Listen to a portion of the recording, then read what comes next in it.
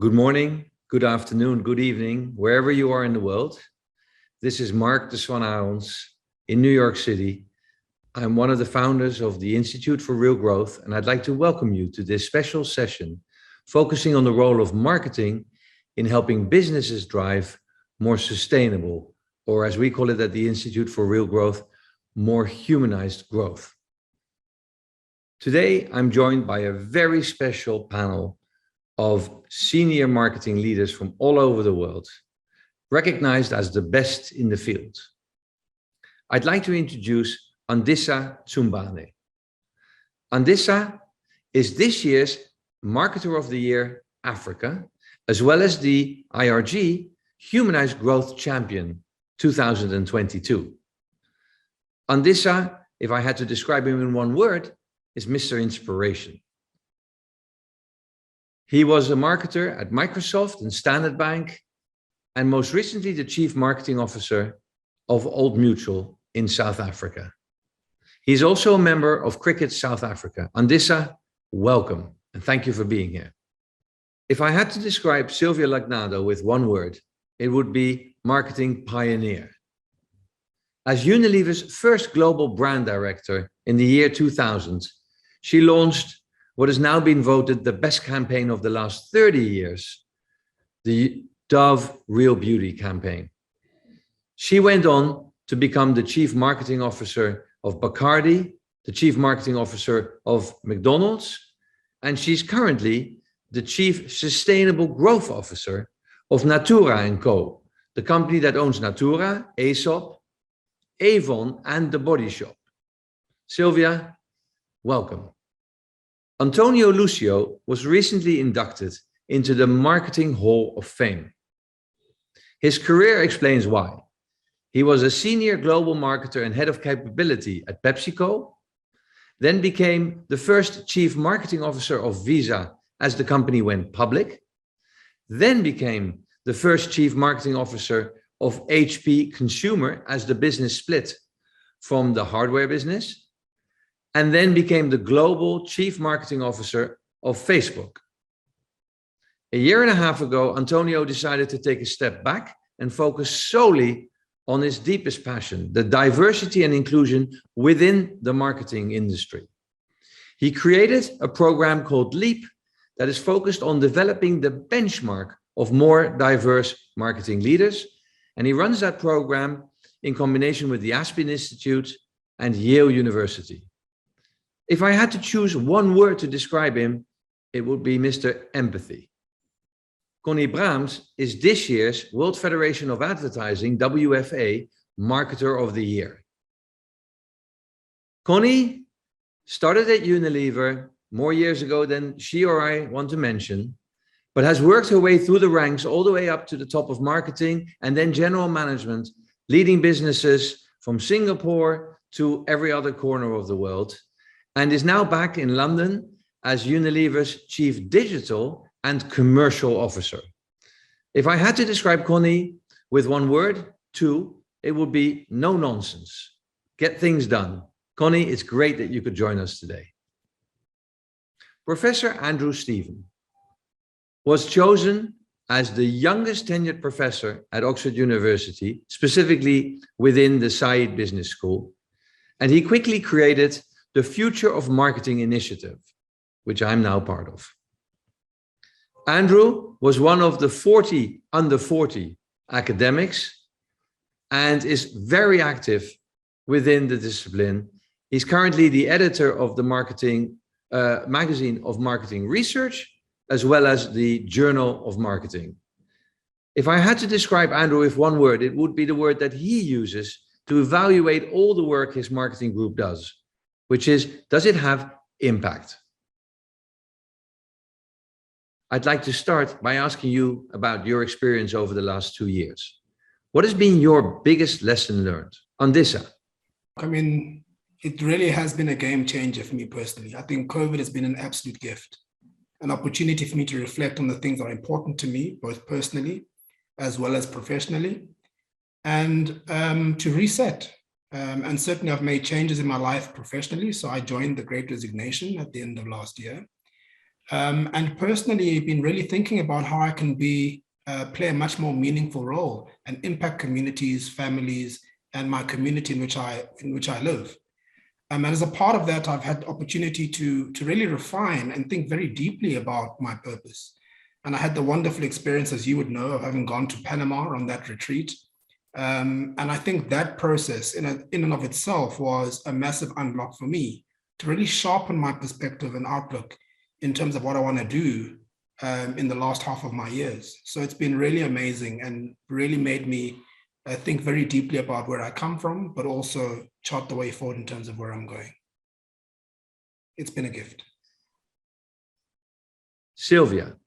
I guess my biggest lesson was the amount of work that can be done by people who, for the reasons to do with the outside situation being so critical, have no choice but leave their egos and politics outside of the conversations, because there's just so much that needs to be thought through together, so many decisions that need to be made. So I guess I've learned the potential of teams working together when those silly things are removed out of our way, and relationships were strong, and decisions were made fast, and we're very proud. I think my experience, we're very proud of how much we could accomplish, and many things that were, no-go areas, no-go discussions, no-go considerations were all back on the table. Antonio. In my case, I think it has been probably one of the most deeply reflective times in my recent history. I came to the realization that although I was clear about my purpose, that life was short, that I was aging, and that I needed to make some fundamental shift if I actually wanted to live 100% of my time in line with my purpose and the legacy that I was trying to build. It was during the pandemic that I came to terms with the fact that after 40 years in the marketing field, I had to do something related because I love the craft, but completely aligned to what I want this craft to be in the future, which is a craft that really, really reflects the populations that we served, and that my time was not going to be used anymore to develop new products, new campaigns, new ways to engaging with consumers, but to actually help prepare the next generation of marketing leaders that hopefully will be more diverse and a clear depiction of the people that we served in the world. I owe that to the pandemic, and for that, I have to say, as Andisa said before, it was probably one of the greatest gifts that I have received in the last decade. Thank you. I'd like to frame today's discussion with a few observations. Ever since 1974, when Milton Friedman declared that the purpose of an organization, of a company, of capitalism, was to maximize profit and not break the rule of law, companies have been doing just that all over the world. But we've seen the devastation and inequality that has created. The sole focus on profit has led to damage and inequality. And the voices protesting that sole focus have been getting louder and louder, and most recently have become inevitable. Already in 2008, Bill Gates spoke at Davos and pled for a more conscious form of capitalism. Just a few years later, Professor Michael Porter of Harvard launched the framework of shared value to recognize the fact that companies have impact and can create value for multiple stakeholders all around them. But many CEOs complained that their hands were tied because their investors were only interested in one thing, the bottom line.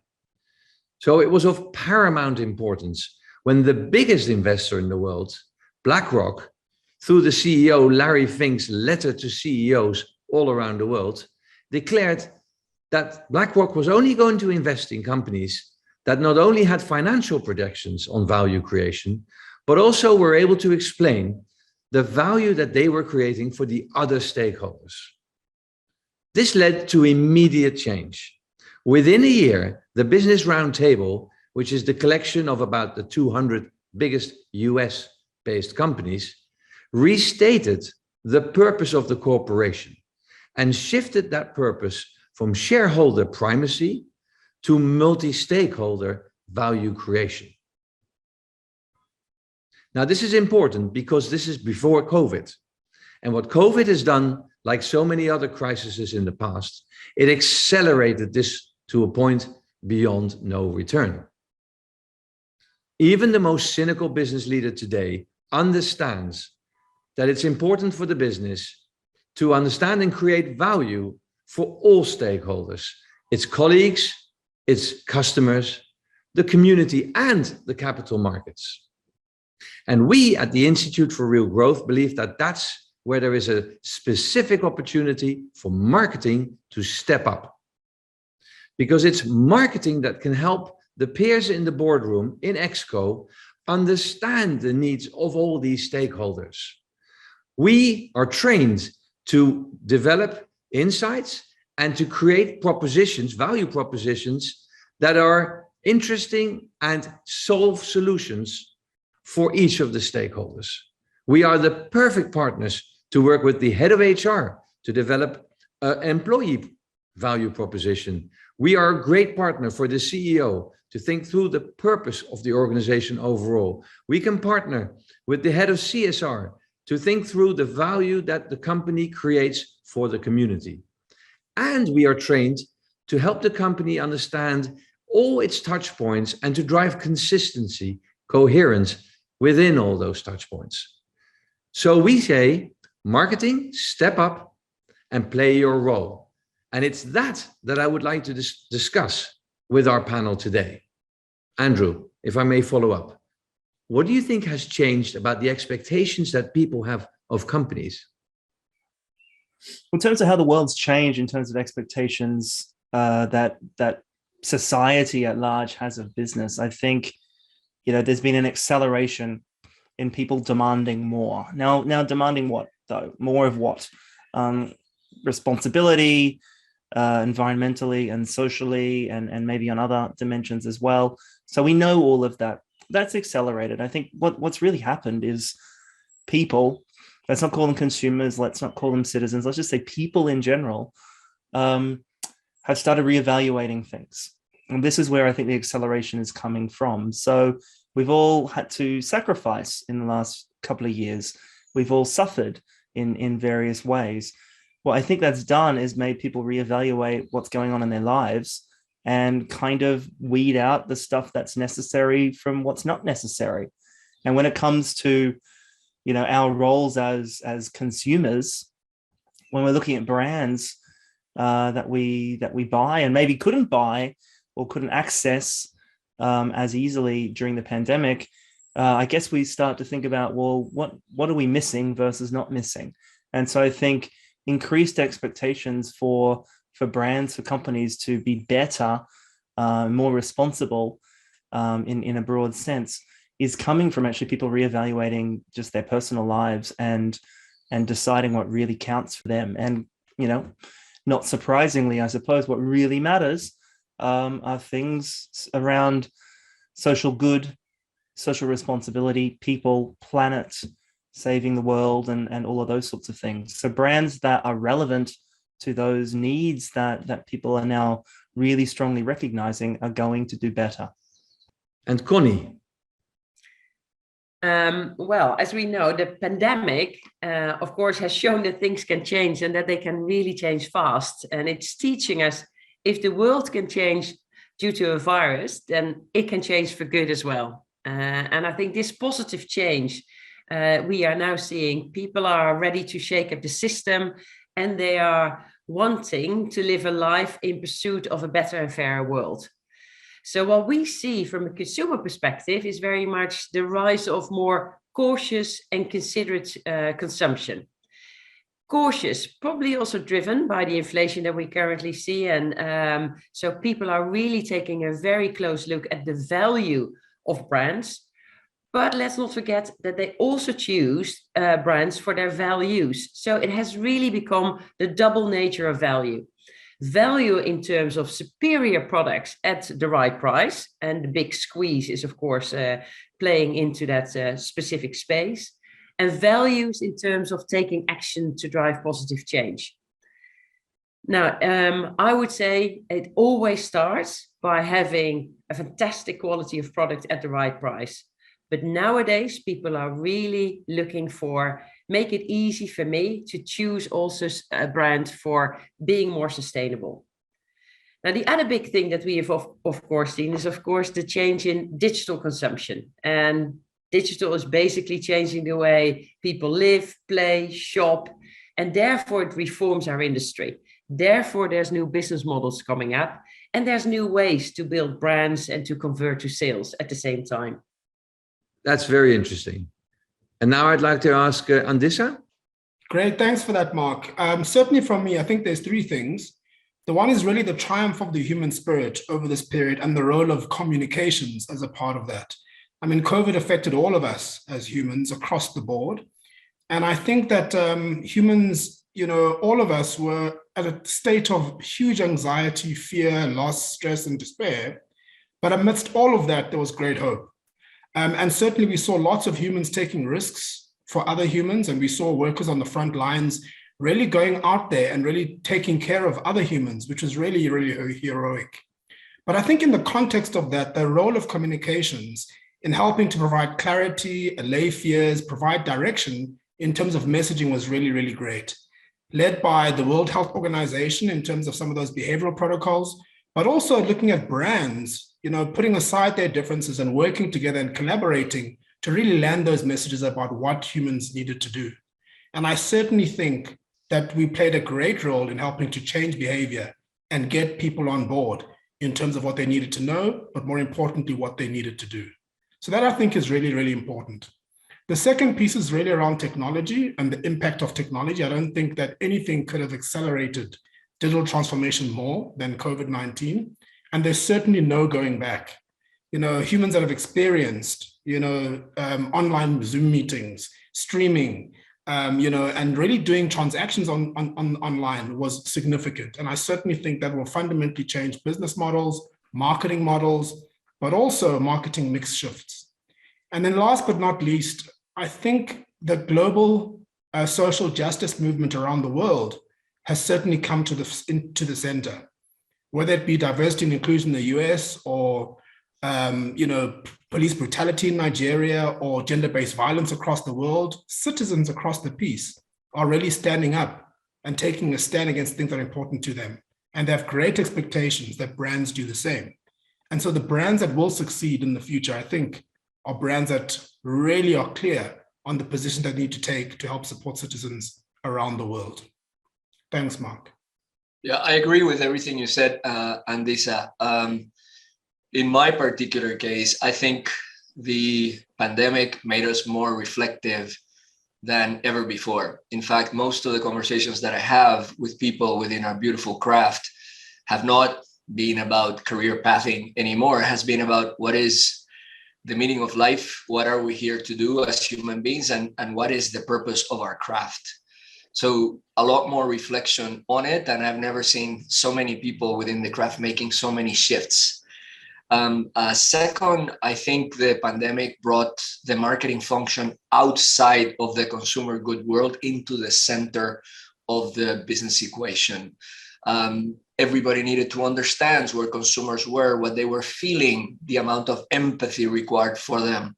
That brought marketing into the driver's seat, which in many cases it wasn't. Third, I think is very important that we understand that brands have moved from a place of preference and brand equity to a place of trust. When you're building brands for trust, you have to do it within your category, but you have to go beyond. You have to do it within those societal values that are important for consumers today, whether we're talking general population, global population, or particularly the young. As Andissa said, there are two topics. One is social justice. The other one is sustainability. And then lastly, the realization, and every conversation that I have with people in our craft, that the questions that we've been asked from ourselves, from our companies, from the world are not business questions. They are fundamental existential questions. Who are we? What are we here to do? What is the society that we are going to build? What are the values that are going to drive us to tell what's truth or not? That's going to require a fundamental shift in the conversations that we have, the space that we create for that conversations, and the people participating in that conversations, whether we're talking business people, academics, or overall NGO participants, so that we can build the businesses within the context of the society that we want to build. Thank you. And Sylvia?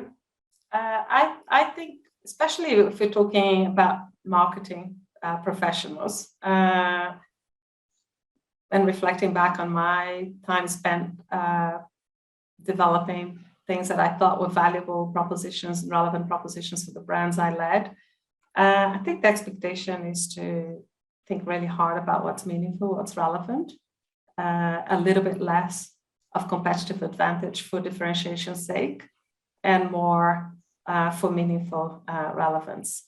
So I think marketers became, and I think it's a good thing, exposed if they jump on bandwagons, if they try to benefit from taking a position but doing nothing. So I think the expectation is for more meaningfulness and more relevance, and a little less potentially differentiation. Antonio? What the pandemic has done is did not necessarily bring forth new trends. It just accelerated by a decade trends that were already present, whether that is trends regarding the future of work, the consumption of video, e-commerce. When it comes to trust, what the pandemic did was accelerate the distrust that people have in institutions, in leaders, in anything that is official. What we saw was people, particularly the young millennials and Generation C, trusting each other, trusting their communities significantly more than things that were one or two levels outside of them. What was really interesting about all the work that Edelman has done in it is the realization that people actually trust their employers a lot more than they trust governments or NGOs or politicians, and that creates an impetus for corporations to really be agents of change on things that for citizens, not just consumer, but citizens and our employees are truly important. And the two biggest topics that we mentioned is social justice and sustainability of the planet. Yeah, thanks, Antonio. I think for me, what's interesting also is that the report is titled Cycle of Distrust, and certainly fueled by the rise of fake news and all of that. So there's really great expectations on business community to play a meaningful role. And interestingly, number two is NGOs. So it really is a significant indictment or reflection of what's happening in the world. But I also do want to touch on the point you make around employees, because their expectations have also changed in terms of them expecting more flexibility in the work environment, them expecting business to have a lot more focus in terms of mental well-being, which has been a big issue. And certainly it'll be quite interesting to see, as some organizations look to go back to work, how that new normal look like. So it really is a very interesting landscape that we're in terms of changing expectations across the board. I would say that it is a perfect storm for positive change. Once again, these are what we have following the pandemic is an acceleration of this particular trends. I remember working for Indra Nui almost 20 years ago, talking about performance with purpose and stakeholder capitalism at the time. But it was an idea that was rather unique. Not everyone caught up with it. I think that what we have lived, coupled with the fact that with all its issues, everything converges in social media. it means that you need to have a deeper and higher level of integration within all the stakeholders that you deal with within a business. You need to have the community benefits in mind, because no brand will stand the test of time without that, but you need to take it a step further, which is the integration of the values and narrative of a company within the context of employees first, clients, consumers, opinion leaders, even politicians, depending on the category that you're in, which should come together within the context of values and purpose, but most of the time is a lot of heavy lifting, where the marketing organization, depending on the category that you're in, should play a significantly bigger and more important role. But yes, the answer is yes. This is a perfect storm to do good. At the end of the day, though, companies will need to perform. And if they perform within the context of these values, this will be a forever change. If they don't, we will continue to have the type of friction that we've always had with these types of important topics. Thank you. And Connie, if I may ask you, what do you think winning organizations are doing differently? Now, what are winning organizations and brands doing differently? Firstly, I would say they aim to create value for all stakeholders, whether it is consumers, customers, employees, suppliers, yes, shareholders, and society and planet. But I would like to add to this that it is important to see that the demands of these stakeholders are getting more and more aligned with regards to the ESG approach. So to give one Unilever example, the Unilever's Climate Transition Action Plan we put up at the AGM for an advisory shareholder vote, and 99% of our shareholders approved it. So that means that it should be easier in the future to really make sure that we aim to provide value for all our stakeholders. Now, we've seen that over a very long time, and our aim in Unilever is to really make sure that we put sustainability at the heart of our business model, and that we are proving to the world that we are delivering better, superior business and financial performance by doing so. Thank you. And Sylvia? I think winning organizations are collaborating much more than just competing. Of course, we are competing for growth, and in most cases, the market is limited. But I feel very strongly, and so does our group in general, that we move into a time of, we call it collaborative advantage versus competitive advantage, where we are going to have to come together to find solutions to problems that will potentially mean all of us doing the same thing. And I'm thinking of a very particular example in our cosmetics and beauty industry, which has to do with packaging. Unless we collectively look for solutions that create income and profit to all the players in the circular economy, then simply we are not going to achieve circularity. So if my packaging cannot be green, because if yours is yellow and someone else's is blue, we are not going to make the other people in the chain benefit and therefore invest and make it happen, then we have no chance. So that's just one very practical example, but I think there are so many where the space for differentiation we're going to have to accept is going to be reduced, and we work on a smaller box. Yeah,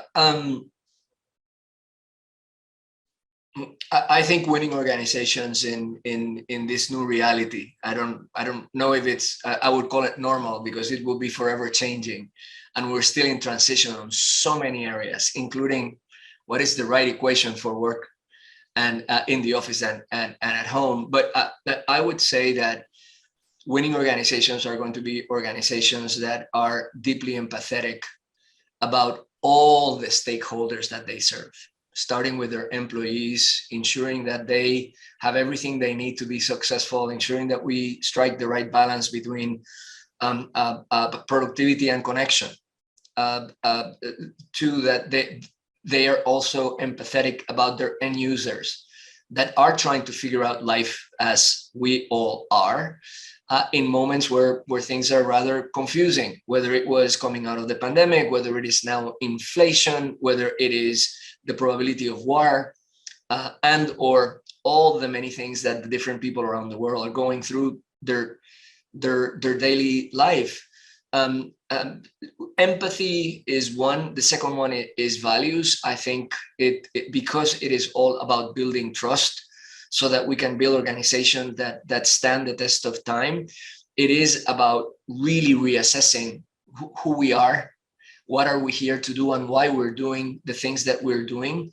It is about values as opposed to just the additional value that we can provide through our different categories. And I think the last part is that this will be companies that will create the space to have significantly more cooperation within the industry, so that we can jointly tackle issues like social justice or the environment that are going to require collective action, so that we can do holistic and systemic change, as opposed to the normal, let's get ready to post something wonderful within the topic. Because at the end of the day, that holistic and systemic collective effort is what it's going to take. And now I'd like to ask Andissa. I absolutely agree, Mark. For me, shared value is really about the acceleration of business models that help to address social issues. And I think what we have today is an ability to deliver that shared value across multiple stakeholders. And certainly an example in my recent past has been COVID and the vaccination programs that we ran in our organization across our markets on the African continent. But it took us making sure that as a part of that, we engaged employees to make sure that we've got our employees on board, that we engaged our shareholders to make sure that they are aligned to our pro-vaccination position. We partnered with governments across all the markets where we operate to try and understand some of the regulation around the rollout of the vaccination programs, and also partner with the business community to make sure that we have an end-to-end value chain. And ultimately, the decision we made was to actually pay for vaccines for some of our customers in some of our markets. And I think there's no better marketing than to do that for your customers. But ultimately, what it does do is that it helps to save the lives of customers, and you can't have humanized growth if there are no humans. But what is important is that this was not philanthropic. We did this because it actually had a positive impact on our bottom line. And therefore, you're able to deliver shared value across the piece, but you're also able to deliver the business benefits, which I think is what shared value is really about in terms of that stakeholder value. I think certainly winning organizations take leadership positions. So, brands who take leadership positions are able to connect the what to the why. So they not just connect what they do, but they're connected to why they exist and their purpose. And that enables them to move beyond trying to fight for a share of market to getting a greater share of life, which is really, really important. And so what they do is they sell the problem they're trying to solve and not the product. And this is very, very important in this era. So that's the first piece. The second piece is that they deliver a unique brand of service, and they're able to adjust how they deliver that customer experience in the context of what's happening in that environment with a great sense of empathy, which Antonio spoke about earlier. And then I think the last piece, which is really important, is that they take their people along with them. They create an enviable people brand, and their people become champions and ambassadors of the brand during this very difficult time. Because what you've got to do is link your brand promise to how it's experienced by your customers. And I think those three ingredients are really, really important. And then last but not least, organizations that are winning are most certainly stakeholder-centric. They are so connected to the changing world around them that they're able to anticipate stakeholder needs and be able to align the internal organization to meet those stakeholder needs. And that is really, really important going forward. Thank you for that. And Andrew, if I may ask you, as an observer of the industry, what do you believe that the new winning marketing leaders are doing different? I think it's really embodying what it means to care about those multiple stakeholders.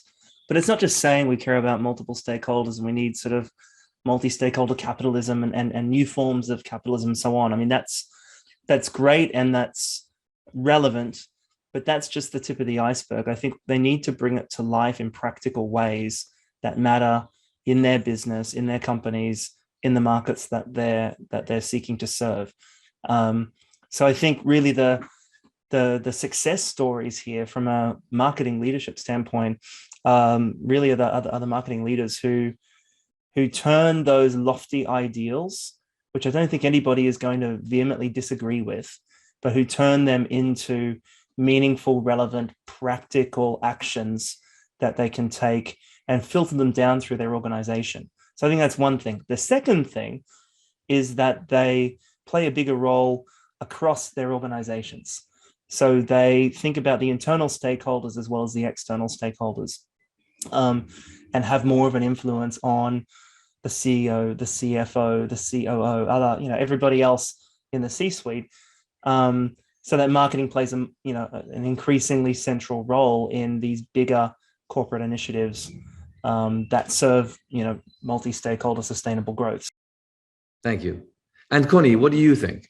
Well, the first thing to say is that we need to, as marketeers, share the business case for sustainability. And it is a superb talent magnet for the current generation. It provides less risks in the long term. But what I want to focus on here is it provides higher growth. Because we know for a fact, and Kantar has shown this by taking a look at 120,000 brands, that brand purpose drives brand power, and brand power in turn drives market share, and market share drives growth. And we see that with Dove growing again 8% in 2021, whilst it's been on a journey for the last 10 years of self-esteem, or Hellmann's growing 11%. So overall within Unilever, we really see that purpose-driven brands grow much faster than brands without a purpose. I truly believe that the new marketeers are collaborating in a different way than we did in the past. We're collaborating in the ESG field, whether it is on eco scores that jointly we create as one transparency engine. And now that is also being permitted by European law. So we can work together in different ways to really make sure that we drive the world's agenda further than we can do as a single-minded company. Thank you. Antonio. I think that the word that we're all looking for is empathy. Empathy towards each and every one of the stakeholders that we serve, starting with the employees and making sure that we have a company that caters to each and every one of those needs in a sort of fundamental and integrated way.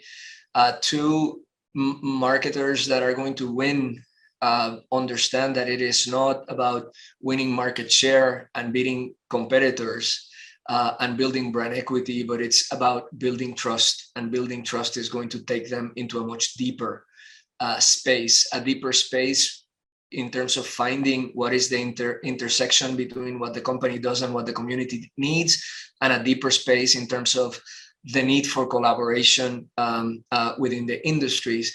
And lastly, marketers that are going to win are marketers that are really balanced between the science, the technology, the analytic abilities, and also the need for a more humanistic approach that it's anchored in values, ethics, and collaboration. Thank you. And now I'd like to ask Sylvia. I think you made a point, or the point was made before, about the role of the marketer in the organization and the possibility to separate marketing from strategy, from finance, from supply chain, from customer experience in particular, that in many cases touch so many other areas of the business. So I think at an internal level, the successful ones are bringing everybody together with the customer, with the end mission of the company. Thank you. Andissa, what do you think? I'll also talk about empathy. I think empathy is very, very important. People are going through a lot at this particular point in time, and how we lead our teams, is really important during this difficult time, but also creating the right moods. And moods are really, really important as a part of that, because we control moods and we can create the environment with which to make our teams more productive, but also more connected. And also our customers, which is obviously very important in terms of that empathetic piece. But what I also would say, Mark, is, Paul Polman talks about the SDGs as the business plan for the world, or the blueprint for the world. And I think what marketing has got to do is to be able to connect the dots to what they do, what their organizations do, to the SDGs, because I think that can really start to refine and really link quite nicely their why to the core SDGs that are most appropriate for their industry and for their sector. And so that, I think, is going to be so important as we move into this world of connecting the work that we do across all stakeholders in terms of bringing that positive connection to the why of what we do. And I think those companies that do that will be really, really in the forefront of innovation. Thank you all for those answers. That's incredibly interesting.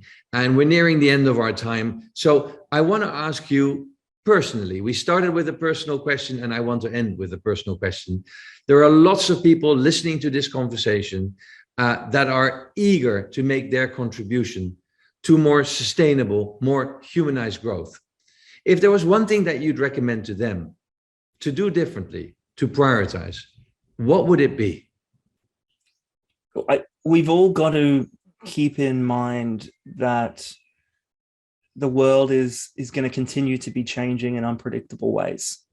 And so, I think, if we've learned anything in the last couple of years, is that things can change overnight, that all sorts of forces can come from all over the place, good and bad and everything in between. Now, this is an ongoing state of change. So it's not going to stop just because we're sort of coming out the other end of a global pandemic, for example. It doesn't mean that there's not going to be another thing. Maybe not a pandemic, could be something else, probably will be something else. So I think that, as a personal sort of leadership quality, we probably need to focus more on the stuff that falls by the wayside in the day-to-day, because we're so focused on the day-to-day tasks, and think about those bigger picture things and those macro forces that could come completely from left field and disrupt, but then also think about where the opportunities might lie from that. So it's not just doom and gloom and how do we react to bad things. It's, if we're thinking more broadly and expansively and giving ourselves time to do that, then we might identify really valuable opportunities early on that we can take advantage of. Thank you. And Connie, what do you think? Stay optimistic, stay curious, and act and liaise with the rest of the company. You are the windows to the world for the company, not only for consumer and customer, but liaise with HR to really make sure that you find the right employee value proposition in which ESG plays a critical role. Make sure you liaise with your CFO, taking a look at what shareholders really need. And we see that shareholders are way more wanting to embrace the ESG agenda. So overall, I would say you have a central role to fulfill in making sure that you cover the needs of all the different stakeholders companies and brands serve nowadays. Thank you. And Andissa? But I think what certainly does last with me, and I think the best definition of a brand, someone said a brand is what they say about you when you've left the room. And that's quite a profound thing to say, because what do people say about you when you've left the room?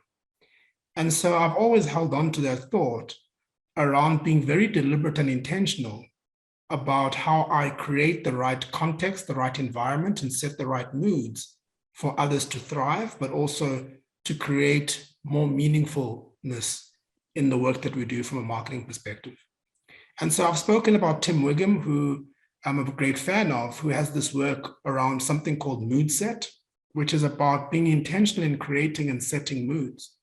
And he discovered this at home, funny enough, when his children used to peep into the room to see what was daddy's mood like. And he realized the profound effect that his mood has on his family, but also at work. And he did some research and ultimately was able to connect that if he sets the right mood, it'll increase productivity. And the best thing about moods is you control them. And so my parting shot would be to say, let's be deliberate about creating the right moods, creating the right environment for our businesses, our people, and our citizens to thrive. And we control it as leaders.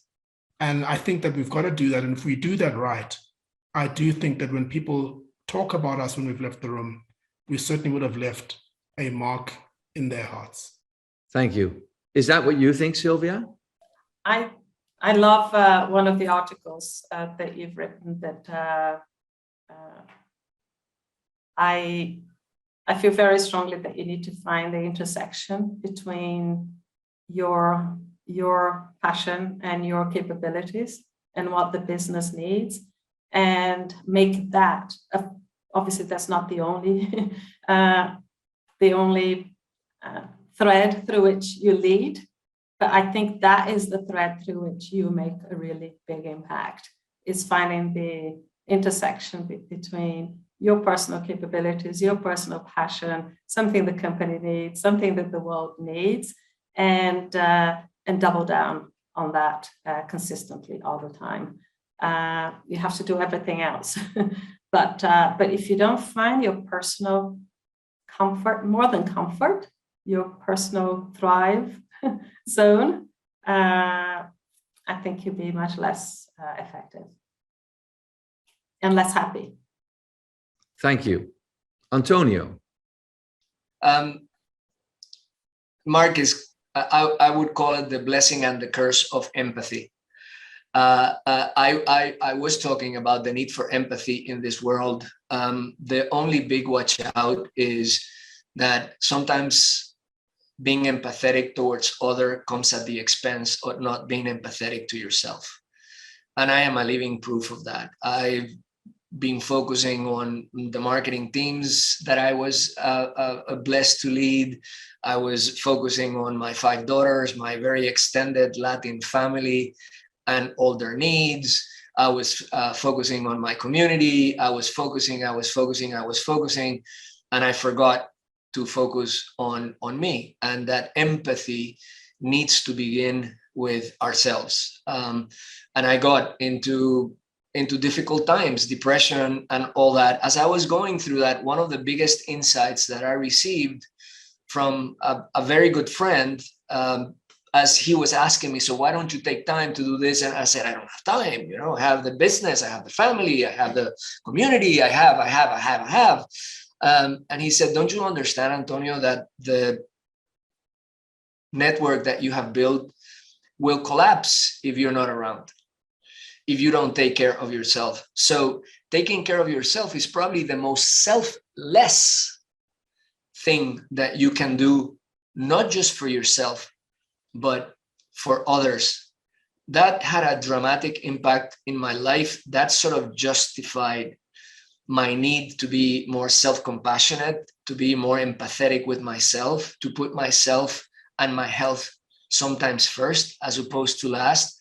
And that's my advice, Mark, to this amazing community. The work that marketers do is really hard work. Multi-stakeholder communication is really hard work. Bringing companies from brand preference to trust is really hard work. Making a point of staying involved in issues like sustainability and social justice is really, really, really hard work. We're not going to be able to do that if we don't become much more empathetic with ourselves. So that's my petition to this beautiful craft of ours. Please, please, please begin by taking care of yourself. Everything else will fall from that. Thank you. And with that, I'd like to thank all the panelists. Thank you for joining us and inspiring us, also providing practical and personal stories that bring this concept of marketing driving more humanized, sustainable growth very, very concretely. A thank you to you, and a thank you to everyone that's listening and watching this. If you'd like to know more or join the community of leaders driving more sustainable growth, please come to www.instituteforrealgrowth.com. And I'd like to close by asking you two questions. Taking everything that you've heard today, I think it's fair to ask, if not now, when? And if not you, who? Thank you. Good morning, good afternoon, and good night.